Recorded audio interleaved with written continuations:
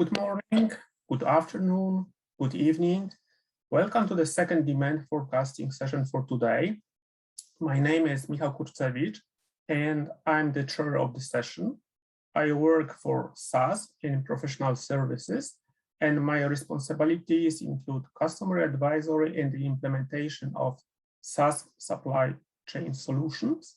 Today, we have three speakers in our session. Our first speaker is Satyam Dwivedi, who will present a paper, The Effect of Forecasting Metric Choice in Retail Inventory Management Applications. Satyam, the stage is yours. Hey, thanks, Michal. Hello, everyone. My name is Satyam Dwivedi, and I'm a research software engineer in IBM Research Lab. And here I'm here to present our work that we did on the effect of the choice of forecasting metrics in a retail inventory management applications. So, yeah, let me go ahead and start. So let me start by setting up the problem first. This is actually a standard in-season inventory replenishment problem. So this picture actually describes the whole process, what happens in an inventory replenishment process. So here there's a retailer who basically sells these blue shoes, and he basically has multiple stores within a city. What he wants to do is basically at the middle of the season, he sees that the demand is basically rising or falling. There is a change in the demand. It's not going as he has predicted. So what he wants to do is basically in the middle of the season, he wants to get more inventory and or get less inventory depending on the actual demand. And that's basically the in-season inventory replenishment. And how he does that is basically, given the past sales data, he gets some estimation of what the future sales are going, future demands are going to be, and based on those, he predict what inventory he needs right now, and he places an order to a supplier.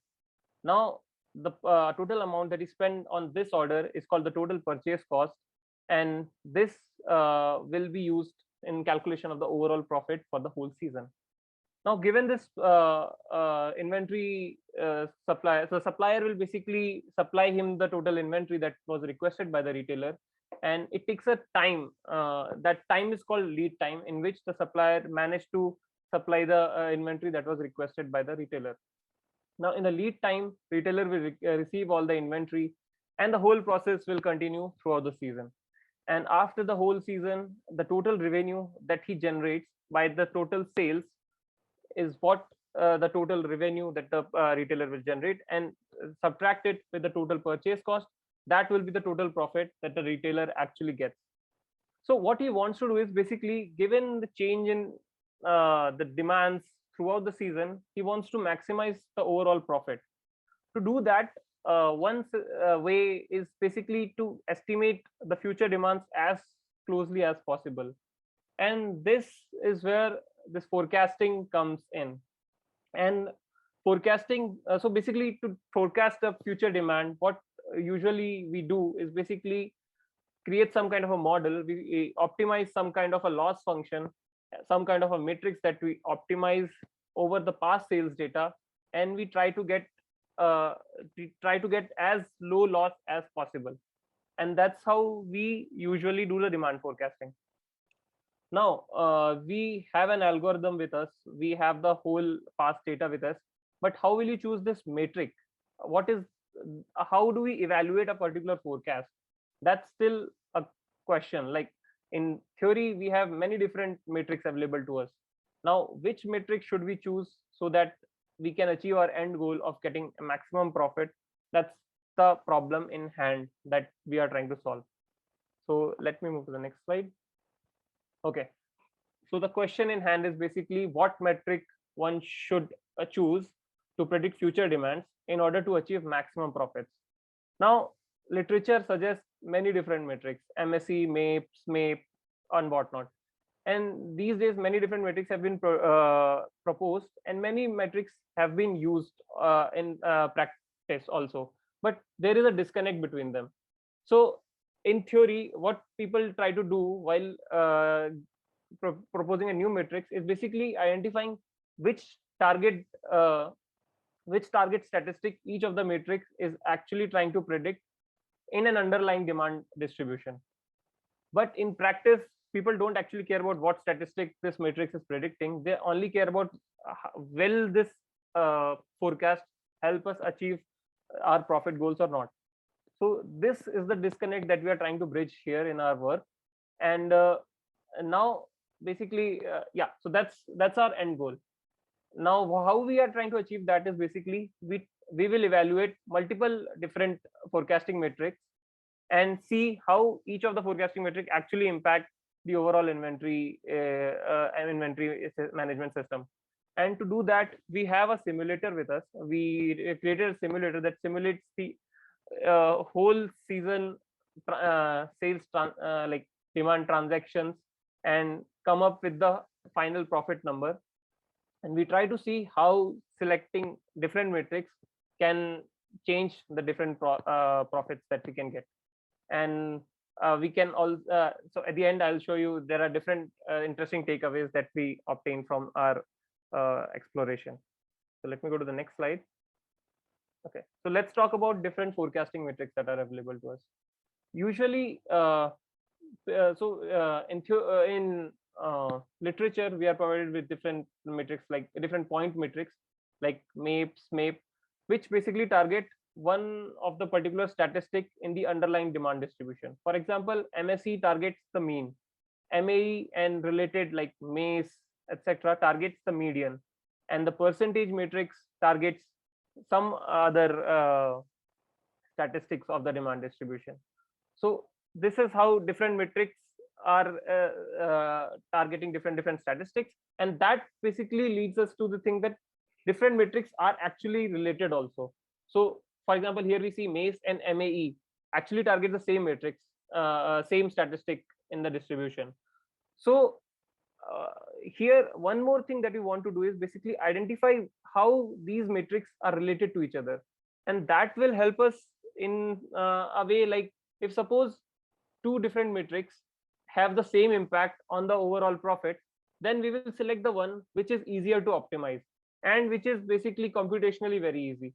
So that will help us to identify which metrics actually we want to use in our use case. Now that's the talk about how people deal with metrics in literature. In real life, people actually choose the metrics depending on the interpretability. So in retail setting, most of the metrics that people use are MAAPE or MACE, because these metrics are easily interpretable to them, and they don't have any proof that these metrics actually help them to achieve their goals or not, but still they use them because this is what people have been using it widely till now.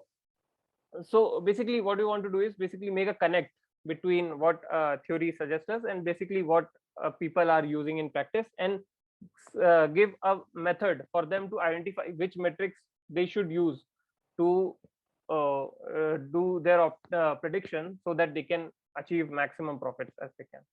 Now let me go to the next slide. This is our approach. Basically what we do is we simulate the retail data as closely as the real scenario. Then we take the simulated data and generate forecast. Then we basically use this forecast to evaluate all the different metrics that are available to us, and then using this evaluation results as well as the forecast, we run inventory optimization, we run the simulation for the whole season, and finally whatever results we get, we summarize them and get insights out of what is actually happening underneath. So let me start with the first step, simulate retail data. So in our experimentations, we basically simulated the underlying demand distribution as a Poisson distribution with varying mean. So this underlying Poisson distribution helps us to sample different instances of the actual demand. So here we are basically using one particular style with 10 different colors and 10 different SKU, and these products are actually distributed in 100 different stores, and we simulate and using the Poisson distribution, we basically sample different we sample different instances of the demands throughout the period of total 3 years. So this is what the aggregated underlying demand looks like. The first figure that you see is the aggregated demands throughout the 3 years, and the second figure that you see is for one of the SKU, how our simulated demands look like. So here we basically see that the situation is pretty simple. So for every different store, this this demand actually change, the mean of the Poisson distribution changes for different attributes. So for example, in one of the stores, suppose red color is highly sought after, then the mean will be high for that particular attribute, and in other store it could be low. So we have set up some kind of random initialization for these parameters that define how each store has an affinity for different attributes. And similarly, we also add random noise to make it close to the real data as possible. Also, we include the effect of holidays in the overall distribution. So we can see that this demand that we obtain here actually simulates the real world data, as it shows this weekly cycles as well as this seasonal cycles that we observe in the actual retail data. And to show how closely it resembles the real data, we have one sample of real time series data here. So we can see that our simulated data actually has these weekly seasonalities, as well as it captures this holiday based spikes in some sense. So this shows that what we are doing basically matches our real world scenario, and whatever results we are getting can be applied to a real world scenario. So let me move forward to the next part, generating forecast. Okay, so here we already know the underlying demand distribution. So, and we know that each of the by optimizing a forecasting metric, what we try to do is basically we capture some of the statistics of the underlying demand distribution. So in this particular section, we try to optimize different metrics over the assumed demand distribution to get metric scores for to get forecast for those metrics. So total we had 38 metrics that we optimized over the demand distribution. So we get 38 different forecasts, one for each matrix that we optimize it for. And this we do for all the metrics that are available to us. And so basically, whatever metrics have analytical solution, we use those analytical solution, and whatever matrix does not have analytical solution, we use some kind of numerical method to get as close as optimized solution as optimized forecast as we can. And this by definition is the best forecast one can get if we try to optimize that metric using any algorithm, any forecasting algorithm at all. So here we basically decoupled it with the choice of forecasting algorithm here, because we are basically taking the best possible forecast that we can generate with these particular metrics. So now we have 38 different forecasts available with us. Then in the next step, so these are the different metrics that we are optimizing while generating the forecast. So metrics, there are different types of metrics that you can see here: percentage metrics, scale dependent metrics, independent metrics, etc. And one thing to note is many of the metrics actually target similar statistics as mentioned in the previous slides. For example, MACE as well as MAE actually target the same metrics. It's a difference of a scale. So in that way, we tried with 56 different metrics and came up with 38 different forecasts for us. One more thing to notice is that we tried optimizing a rank correlation based matrix, but the thing is it does not have one optimum solution. So we end up not using them to optimize to generate the forecast, but we still use them to evaluate our forecast. Okay, so in the next slide, now we have the forecast. We then go on to evaluate these forecasts. So in this section, what we did was we used so all the forecast that is available to us, we use all the metrics that are available to us, and we basically evaluated all the forecast over all these metrics. So overall, we had 27 point matrix and 3 quantile matrix, and we evaluated all the forecasts on all these metrics with 13 different quantile values, starting from 0.1 to 0.99, to get a sense of how each of the forecasts actually get scores for different metrics. And the relationship among these could be visualized in the form of a matrix, like how each matrix is closely related to the other. That is available in the next slide. Let me show you. So this is the matrix similarity matrix that we generate while capturing while evaluating each of the forecasts with each of the matrix. So on the row side, this is the matrix that we use to evaluate the forecast, and on the column side, these are the metrics that we use to evaluate these forecasts. And as you can see, the metrics which are closer to each other are basically similar to each other. For example, this WAPE, MAE, SMAPE, ADD1, these actually give almost similar results for all the different metrics, and that shows that these metrics are similar to each other, and we can actually use them interchangeably, and they should give us similar results, similar end results. So that's one key result that we obtain from here. The other thing you can see is the diagonal elements here are all the minimum values. So that actually validates that our optimization method actually optimizes this matrix, since this matrix is minimum for the forecast that has been evaluated on that particular matrix. So this was one of the good validation setup for us too. Okay, moving on to the next step, we basically do inventory optimizations. So let me start with that. So now we have forecast with us, we have evaluations with us. We somehow wants to use this to make good enough demands, good enough decision for replenishment. Like how many inventory do we want now? So let me quickly explain the whole replenishment process here. So as I mentioned in the first slide also, when we make an intervention, we decide how many inventory we want.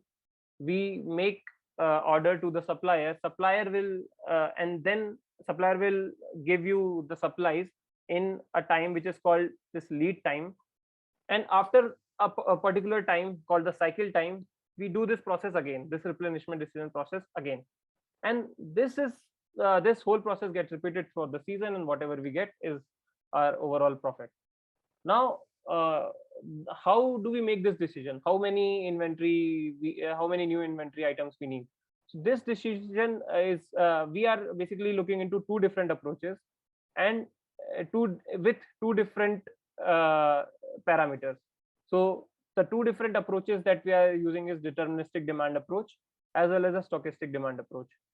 So deterministic demand approach is basically whatever we have forecasted, we are assuming that this is the exact value that we are exact value of demand that we are going to receive in the future. Whereas in the stochastic demand approach, whatever forecast we have received from the forecasting algorithm, we will assume that we have to this is not the exact demand that we are going to receive. This is going to be a stochastic demand, and we are then trying to satisfy 90% of the total demands that we are going to receive in the stochastic method.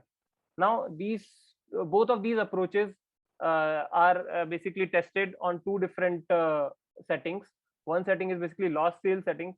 Loss sale is basically suppose you don't have any inventory and you receive a demand, then those demands will get lost. You won't be able to fulfill those demands. But in the back order setting, you receive a demand now. If you don't have an inventory, whenever you get an inventory, you will be supplying that inventory to you will be fulfilling that demand with the future inventory.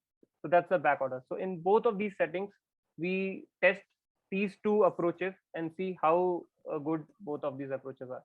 And these are the equations that help us to basically decide how much inventory we need at that particular to make decision basically. So these are the equations that we use to make decisions in each of these settings.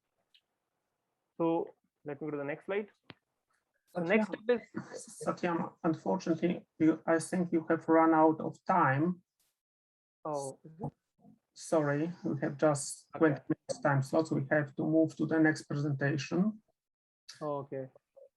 Our next presenter is Rémi Garnier, who will present a presentation named A Model of Cannibalization for E-commerce Demand Forecast. Rémi, could you please share your screen? Yes, I will.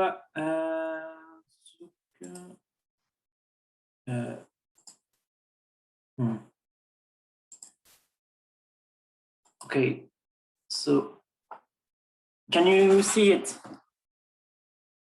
Yes. So welcome everyone to this presentation, and thank you for the organizer to invite me to this conference. I will speak about a model I developed for sales forecast that is able to tackle the problem of cannibalization. Cannibalization is the fact that in some case, in a category of products, a product can divert sales from another product when its competitivity increases. So it's somehow a modelization between of the competition between products. So you can have different which happen on the same marketplace. So who am I and who I am working with? My name is Rémi Garnier. I'm a PhD student.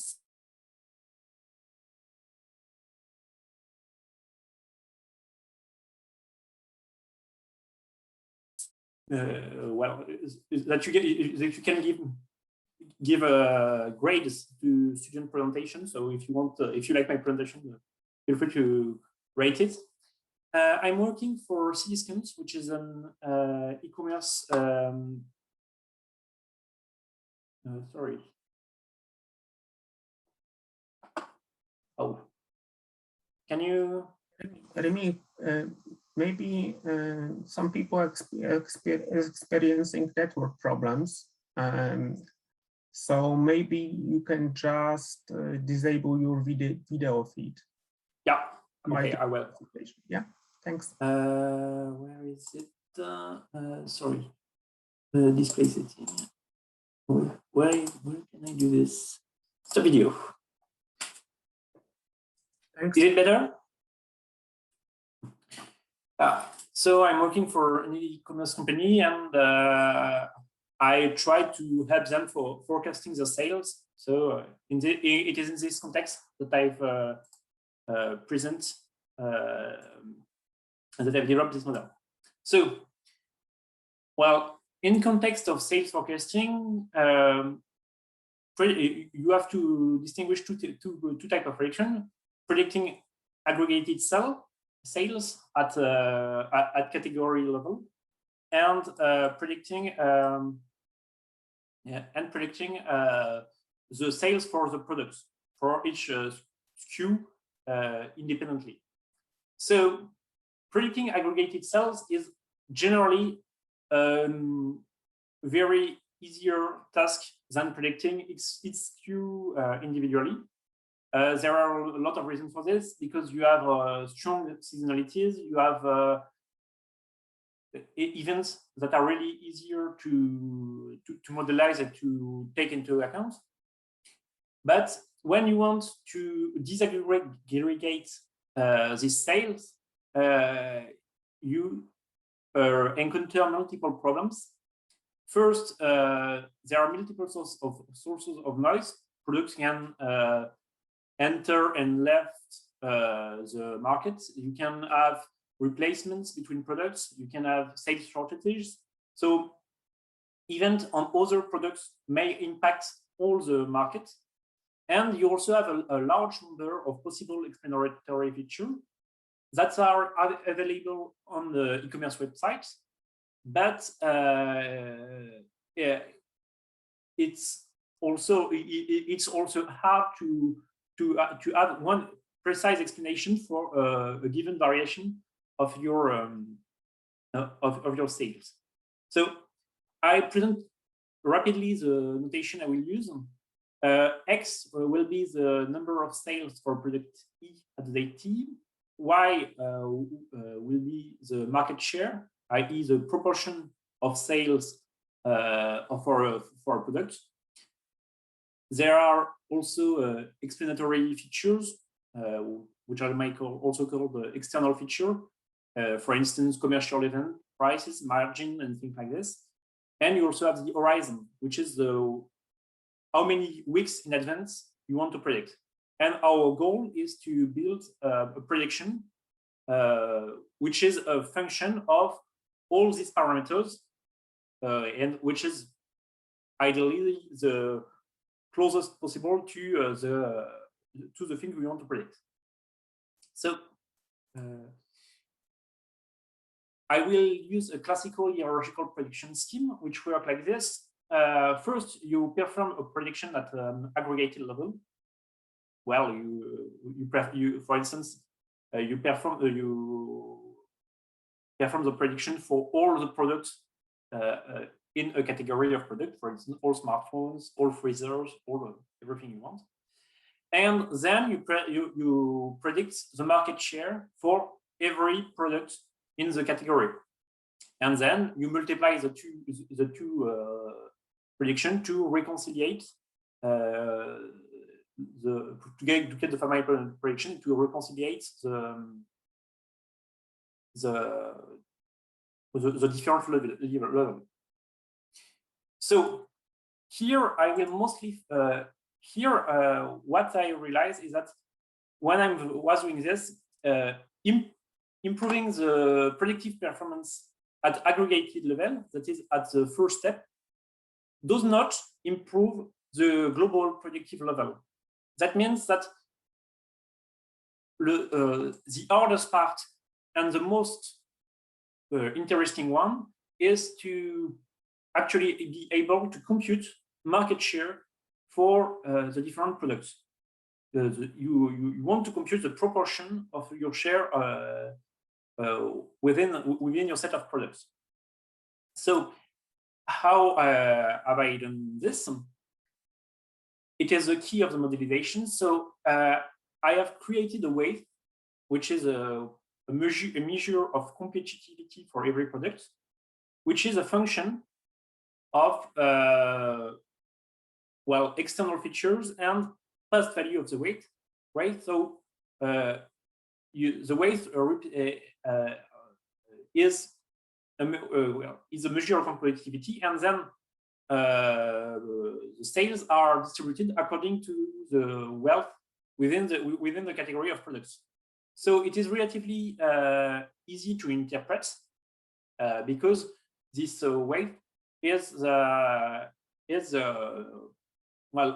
kind of measure of competitivity, which is defined up to multiplicative constants, but in practice it's not really a problem because you just want to compare the competitivity of your different products, and you can also explain why the competitivity of products change, and if a change in sales is due to a change in competitivity, for instance, because you have decreased the price of your products, a change of global seasonality, which is the global prediction for at aggregated level, or a change in a change due to the market. For instance, if you introduce new products on the market, and that's how you modelize cannibalization. One key feature is that your function f does not depend on the products. You have very few information. So if you want to use big models like random forest, boosting trees, and neural networks, you need to have the same F for every product. So you suppose that every product follows the same patterns of follows the same behavior. F, there are two conditions. F must be differentiable first, and which means that you cannot really use a trees-based method, which is sad because it's really often used for predicting sales accurately.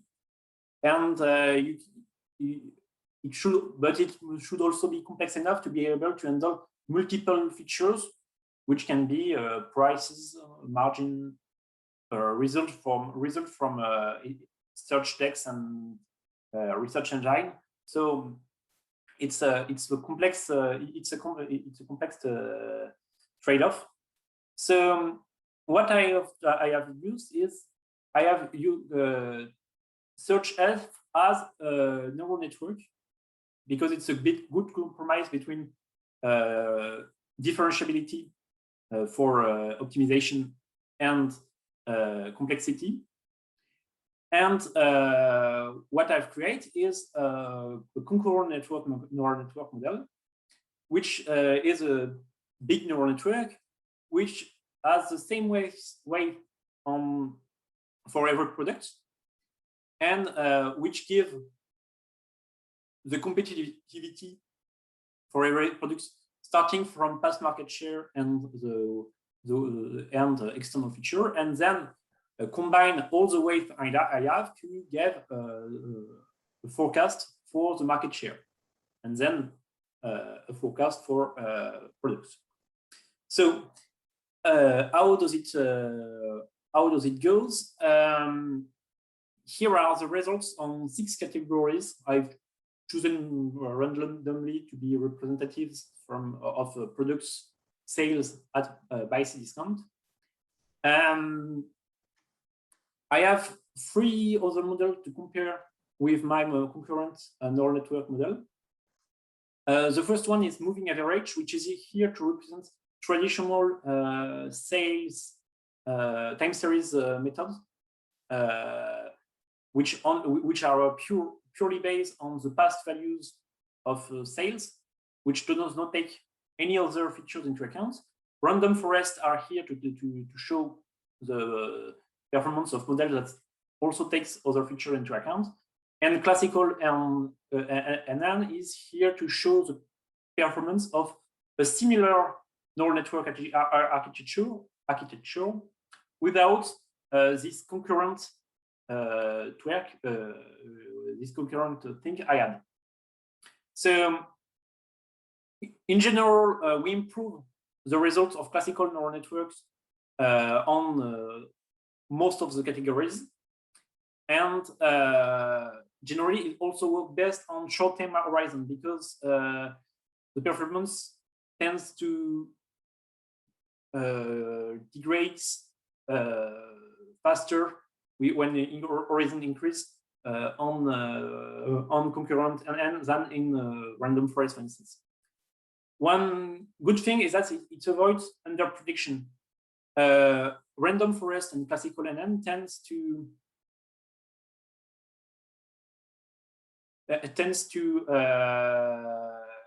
underpredicts a lot, especially when you use a map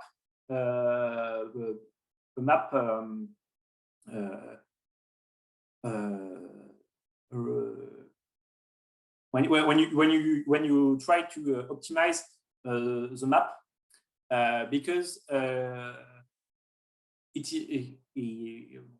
sales map tends to favor models that underpredicts. So here with concurrent neural network, there is no underprediction because you always rescale all of your sales to a good fraction, a fraction of your total sales, which is really close to 1. Well, generally it's 0.95 or 98. So you almost have the good number of sales at the end. So you might ask, how does the weight change with respect to covariates? What are the impacts? What are the impacts of the covariates I use on the model? So I have tried. I will show this for margin, which is a really cool covariate because it is scalable. So it's the same for it's work on the same level for every product. So here is the margin. When the margin is the formula for the margin, when the margin is negative, it means that Cdiscount is actually losing money. So it's a good thing for the consumer. So products competitivity should increase. This is what happened for freezers on the left side. When margin is small, competitivity and also the weight increased. But I was a bit puzzled by the behavior of smartphone, and I had to ask the pricers, people which put prices on things, to understand what happens. When margin are negative, i.e. when products are on sales, you observe a strong increase in competitivity, so that's okay. But when margin are positive, well, increasing the margin tends to increase the competitivity. So it's strange, but it can be explained if you think as a company. For the prices, when a product has good sales, it is a strong incentivized to increase the margin on the products. So there is a kind of feedback loop, which explains this changement. And this thing is more important for smartphones, which has a really small margin, than for freezer, which has a bigger and more interesting margin on it. So that's a cool finding I've done, which encouraged me to think that my model actually works well. So just to remind you, okay, you're just at the end of your presentation. So thank you for your attention. You can find this modelization on arXiv. It's been under submission at Annals of Operation Research, and I also posted my code on GitHub. So feel free to have a look if you are interested. Thank you very much.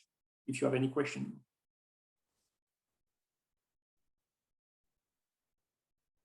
Yeah, I think we have room for 2 questions.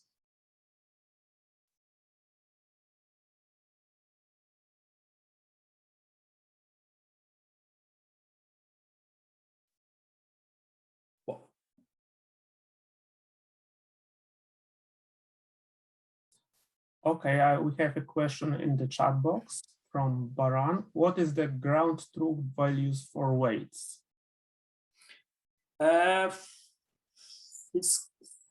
It's complicated because it's as I said before, weights are defined up to multiplicative constants. When you multiply all your weight on the prediction by a constant, for instance 8, 9, whatever we want, you get the same prediction.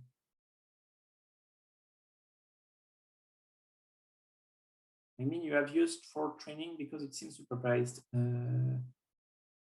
I don't get it. Sorry. So what I mean is that, so for the next slide, you have shown different neural networks per product that's on the same category, which outputs a weight. And what is the ground truth to compute the loss, or how we are calculating the loss to tune the neural networks? Here, okay, so there are different. I've tried different loss on my article. So mostly L1 loss, so mean absolute error. and Poisson-based loss.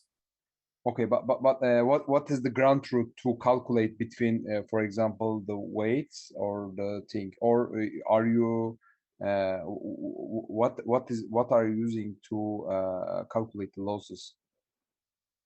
You mean the market share or the sales, the forecast points of sales? Here I'm used to I used to use the market share as a result to calculate the loss. Yeah. Okay. It's not the case for when I compare, but here for optimizing the product, I use the market share. That is the goal is to modelize the variation of market share, which depend on all other products, on the behavior of all other products, because there might be some cannibalization involved. Got it. Thank you. I mean, thank you very much for your presentation. I think we need to move to the next presentation. So let me share my screen.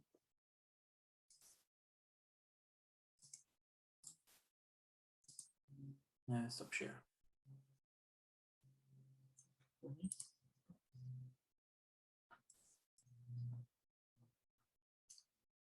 Okay, so let me start by introducing myself because some people joined late.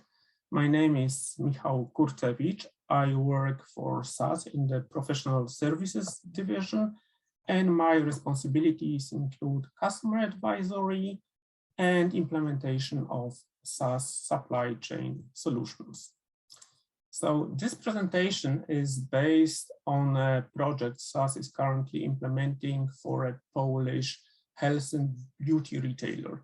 It's a relatively large retailer with over 1,500 stores. And that customer operates several store formats ranging from really small neighborhood stores to some very large stores located in malls and shopping centers. And depending on the format, those stores carry between 8,000 SKUs to about 30,000 SKUs for the very largest stores.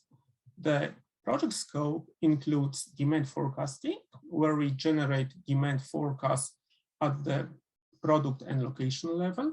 Those demand forecasts are then fed into an automatic store replenishment system, which generates optimal replenishment orders. So currently we have completed the two first part of the project scope, and we are working on generating orders to suppliers. So this slide presents a simplified overview of the main forecasting process. In the first step, we perform pre-processing of the data that have been imported from the source system. We check the data. We also check the data for some common problems that can occur in retail data, like outliers in sales data or incomplete sales data. We try also here to account for the effect of stockouts. Once the data are in shape, we move to the second step. Here we generate features, that is explanatory variables, that will be used by the forecasting models. And we generate features based on data that might impact demand. And the most important categories of data that we are using in the process are obviously historical sales information, information on past, but also on planned promotions, some product master data, product core attributes. We also include calendar information where we have information on holidays and special days that might impact sales, like Valentine's or Mother's Day. What is important here is that this list, the list of available categories of data can be easily extended by a business user who may define new events or new factors that may impact demand. So once we got the data part ready, we move to the forecasting generation step, where we use machine learning techniques to generate demand forecast, first at the product level. And our machine learning models support the complete product cycle. So we are able to generate forecasts for the new, mature, but also for retiring products. And unless traditional time series methods, which are typically estimated series by series, in our approach, we estimate demand models directly on whole product group at once. This allows us to easily incorporate cross effects where, for example, a promotion on one item can cannibalize sales of some other items. The next step involves potential overrides at the SKU level. So once the forecasts are generated, business user might override those forecasts by using direct overrides, that is just overrating the generated value, or they can adjust the generated forecast by a percentage level.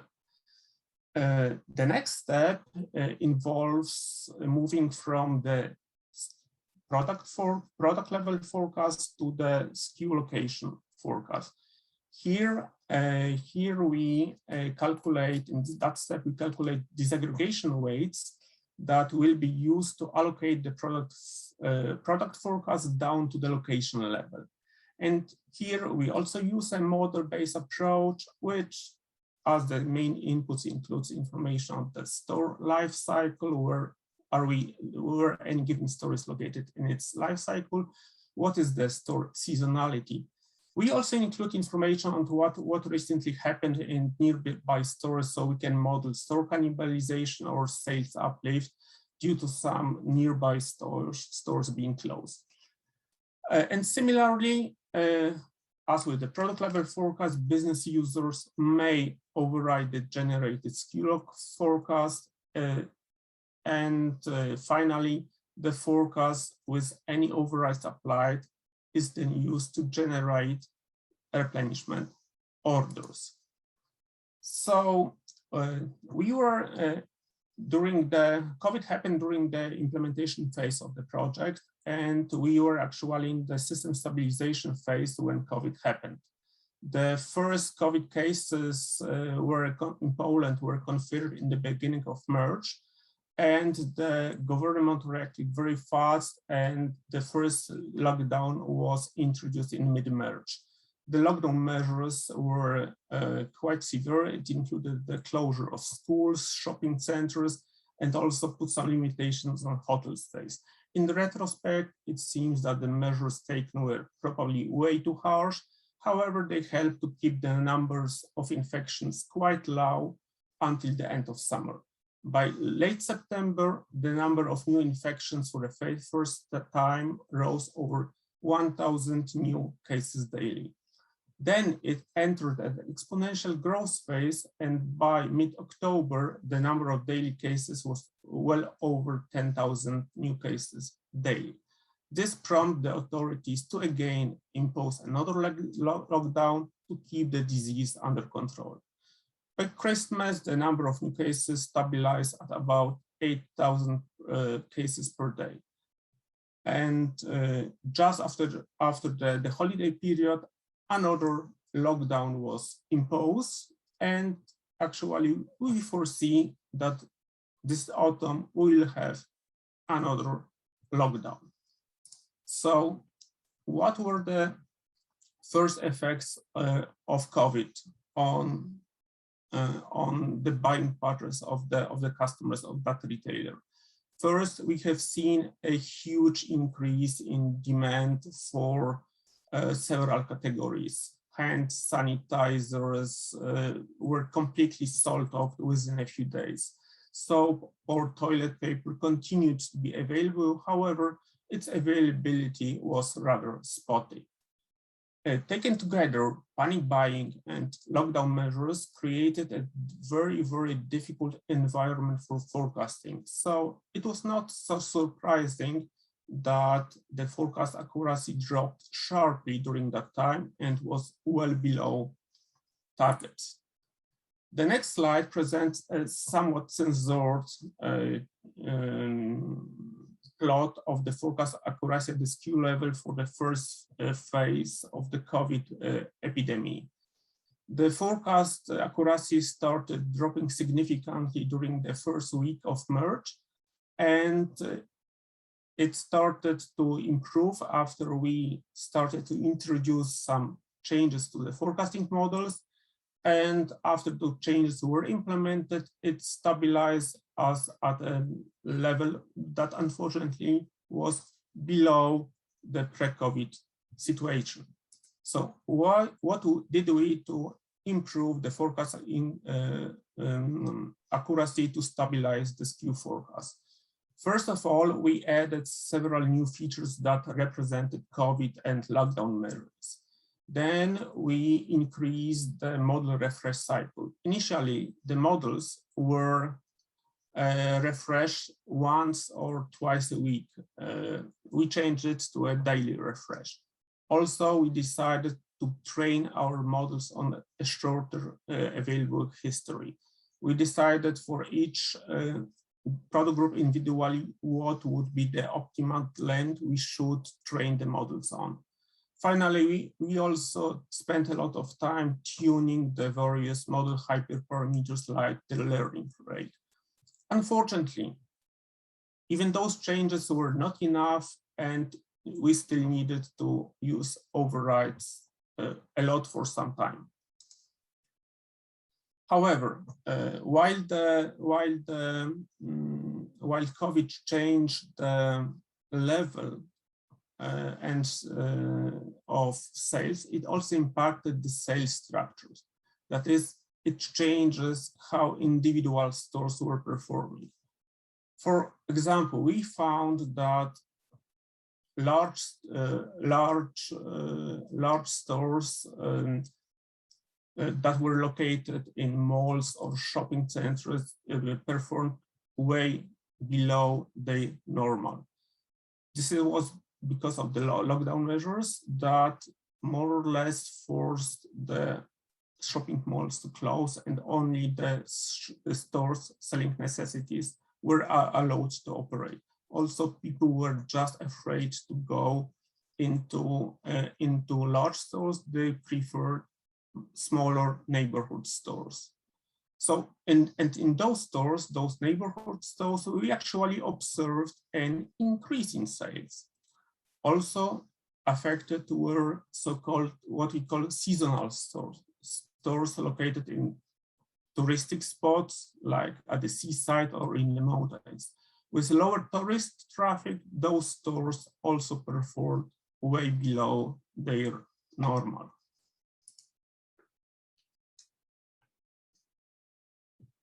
So what we did to model the effects of lockdowns and COVID on the store structure, on stores. We decided here to use an external model outside of the core processes.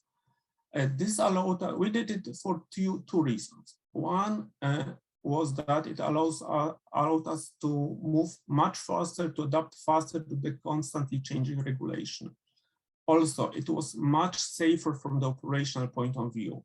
Please remember that we were changing a live operational system, so any mistakes here were really costly. So we just used the system's capability to upload a user-defined disaggregation weights, and we did it for all the products and all the stores. However, this process was just used during some regime changes, so going off so at the start of the lockdown or within a lockdown period, changes between different lockdown phases.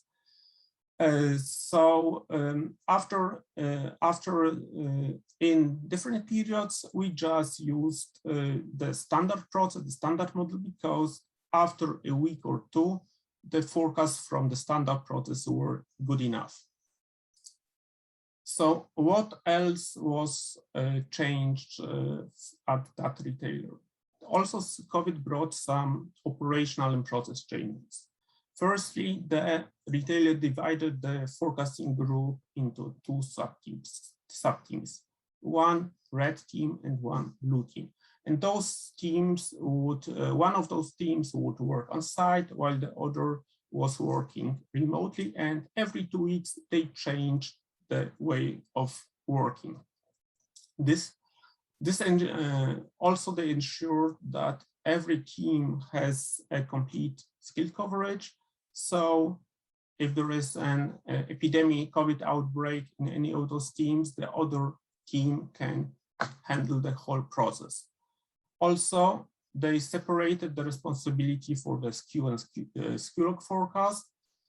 So one team is responsible for the SKU forecast, the product forecast, and another team is responsible for the disaggregation weights and the final SKU and location forecast. Before, forecasters were assigned to product groups and were responsible for both forecasts. However, this led to some inconsistencies in modeling store effects. So what is the current situation at that retailer? So currently we forecast 25 million time series on a daily basis. Our forecasting horizon is 120 days. Currently, the forecasting accuracy is at pre-COVID levels, and the business KPIs like service levels or rotation are even better than before COVID. So to sum up, thanks to COVID and the changes that were implemented, the customer has a much more mature, much more robust operational forecasting process. So, questions?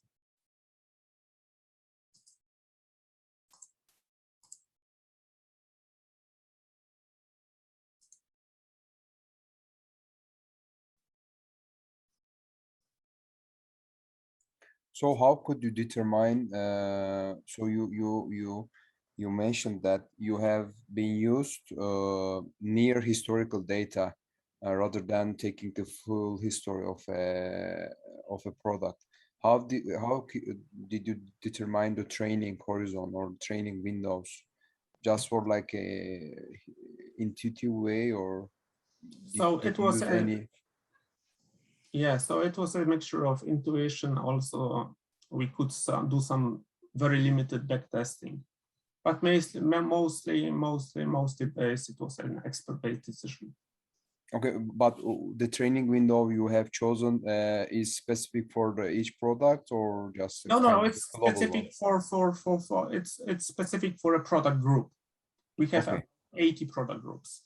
Yeah, but and decided on individually on all of them.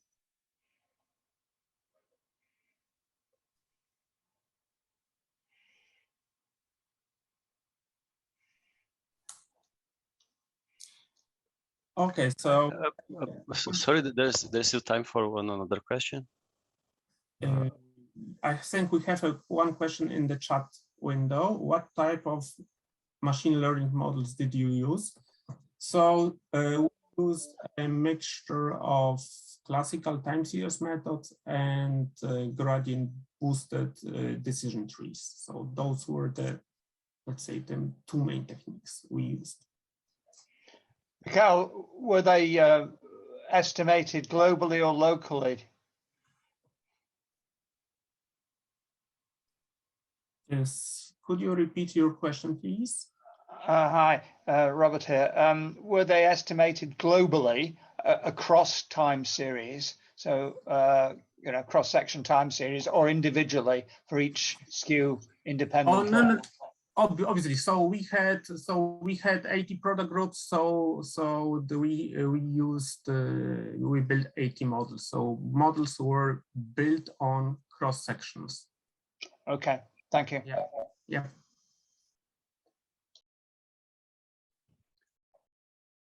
So I have a more generic question.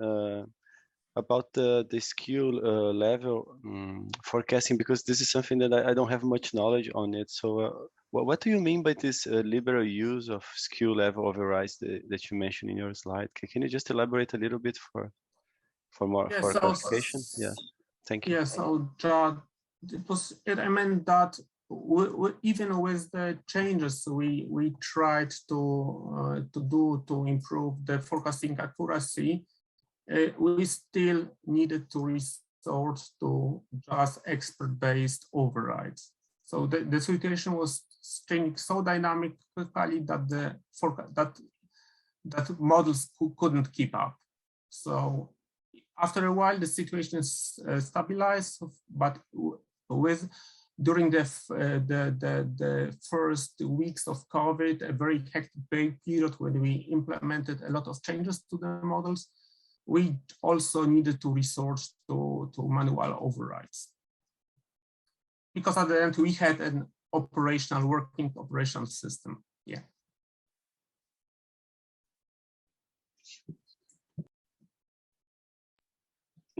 Hi, Nikki here. I have a question regarding the product groups that you mentioned, the 80 product groups. So did you need to come up with your own product groups? Did you have to cluster them in advance, or were they specified beforehand?